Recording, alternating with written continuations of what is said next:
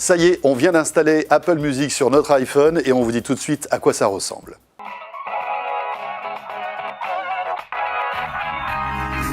Alors Apple Music, comment ça marche? Eh bien tout simplement, il faut mettre à jour son iPhone, iPad, iPod, avec la nouvelle version, la 8.4, qui fait un peu plus de 200 mégas. Vous l'installez en quelques minutes et à partir de ce moment-là, vous retrouverez avec une nouvelle icône. La voici, c'est l'icône Musique.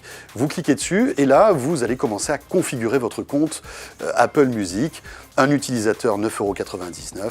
6 utilisateurs, c'est ça la force, parce que c'est un excellent rapport qualité-prix. On est à 14,99 € et bien sûr, ça se règle en quelques clics, puisque évidemment, Apple, et c'est ça la force, a déjà vos coordonnées bancaires. On va commencer par le premier onglet qui s'appelle Pour vous. Là, vous allez pouvoir créer votre propre musique, en fait, avec vos thèmes préférés.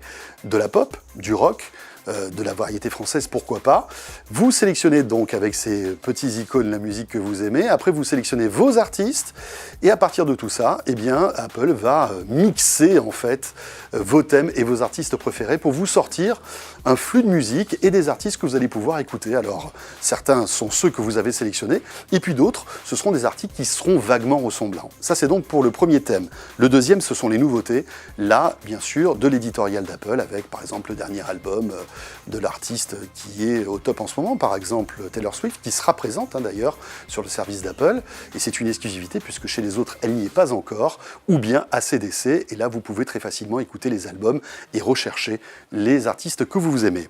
Ensuite, ça c'est la grosse nouveauté, c'est l'onglet radio, avec Beats One, cette fameuse radio créée par Apple, avec 3 studios, un à Los Angeles, un à New York et un autre à Londres, gérés par les plus grands disjockeys du monde, et des interviews d'artistes très connus, comme par exemple Eminem, qui est d'ores et déjà disponible. Ça, vous pouvez l'écouter en direct, mais après, vous aurez des podcasts, bien sûr, de cette radio qui est complètement gratuite d'ailleurs.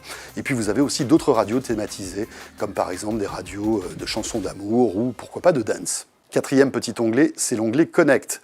C'est le fameux réseau social d'Apple qui succède à Ping et qui se veut être une passerelle, un lien intime entre les artistes et ceux qui les écoutent.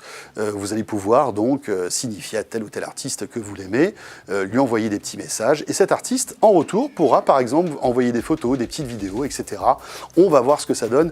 Pour que ça fonctionne, il faut que les artistes jouent le jeu, bien sûr. Et puis enfin, le dernier onglet, c'est l'onglet Musique qui va vous permettre de créer vos playlists.